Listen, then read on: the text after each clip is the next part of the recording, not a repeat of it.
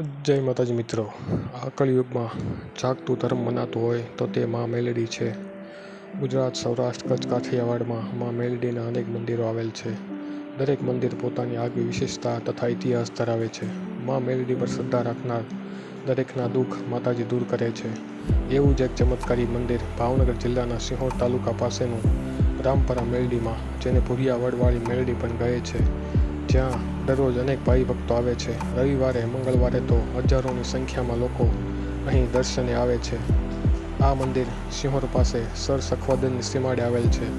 સિંહોરથી રામપરાનું અંતર 7-8 કિલોમીટર છે. રામપરા મેલડીમાંના અનેક પરચા છે. હજારો લોકોના દુઃખ, રોગ અને કષ્ટમાંથી મેલડીએ મુક્ત કર્યા છે. હવે મંદિરના ઇતિહાસની વાત કરીએ તો વર્ષો પહેલાં આ વિસ્તારમાં દુષ્કાળ પડેલ. લીલા ઝાડ સુકાઈ ગયા, ખેતરમાં પાક થયો નહીં, ખાવા માટે ધાન મળતું નહીં, પશુ પક્ષી મરવા લાગ્યા.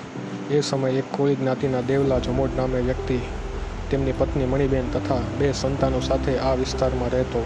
દુષ્કાળના લીધે ઘરમાં અનાજ હતું નહીં. અનાજ તો ઠીક, પીવા માટે પાણી પણ મેળવવું મુશ્કેલ હતું. એવો દુષ્કાળ પડેલો. અંતે દેવલા જમોડે ગામ મૂકી બીજા વિસ્તારમાં જવાનું નક્કી કર્યું. પત્ની અને 2 બાળકો સાથે ગામની બહાર ચાલવા માંડ્યા. ઘણા દિવસથી ભૂખ્યા હોવાથી શરીર ચાલતું ન હતું, તેથી 2 બાળકોને તેડીને કેમ ચાલવું? તેથી બંને બાળકોને એક વોંકળાના કાંઠે મૂકી દીધા અને પોતે આગળ નીકળી ગયા. કહેવાય છે કે આ બંને બાળકોનો ઉછેર મા મેલડીએ કર્યો. માતાજી ડોશીના રૂપે આવી બાળકોની સાર સંભાળ રાખતા. એક દિવસ એક ખેડૂત આ બાળકોને જોવે છે અને પૂછ્યું, તમારા મા બાપ કોણ છે? અહીંયા વગડામાં કેમ એકલા રહ્યો છો? બાળકોએ સામે ઓટલા પર બેઠેલા ડોશી રૂપી મેલડીમાં સામે ઈશારો કર્યો અને કહ્યું, આ જ અમારા મા બાપ છે. આ ડોશી રૂપી મેલડી એ જ અમને મોટા કર્યા છે. ખેડૂતને પરીક્ષા કરવાનું મન થયું. ડોશી પાસે જઈને કીધું, જો તમે સાચે મેલડીમાં હોય તો મારા બળદ ઉપર ગાડાનું જે તોહરું છે તેને લીલું કરી બતાવો. અને મા મેલડીએ ગાડાનું તોહરું જમીનમાં સોંપ્યું. પણ થોડી જ વારમાં તોહરામાંથી લીલા પાંદડા ફૂટ્યા અને આ તોહરામાંથી જ અહીં વડલો ઉગ્યો, જે આજે પણ મોજૂદ છે. ત્યારથી મા મેલડી ભુરિયાવડવાળી મેલડી તરીકે અહીં વિરાજમાન થયા. સમય જતાં દેવલો, જે દુષ્કાળના લીધે ગામ છોડીને જતો રહ્યો હતો, તે પોતાની પત્ની સાથે ગામ તરફ પાછો ફર્યો.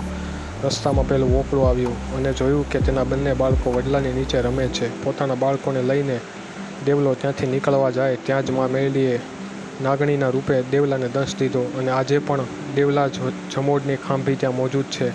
આજે પણ રામપરાવાળા મેલડીમાંના પરચા અનેક છે. માતાજીના તાવા થાય છે, લોકો અહીં પ્રસાદી લે છે. તો આ હતી ભુરિયાવડવાળી મેલડીના ઇતિહાસની વાત. મા મેલડી સૌના દુઃખો દૂર કરે. જય મા મેલડી. મિત્રો, તો આ હતી રામપરા મેલડીમાંવાળાની વાત.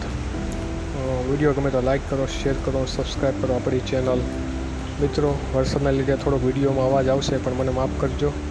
અત્યારે ધોધમાર વરસાદ ચાલુ છે. તો અસ્તુ. જય માતાજી, જય મોગલ, જય મા મેલડી.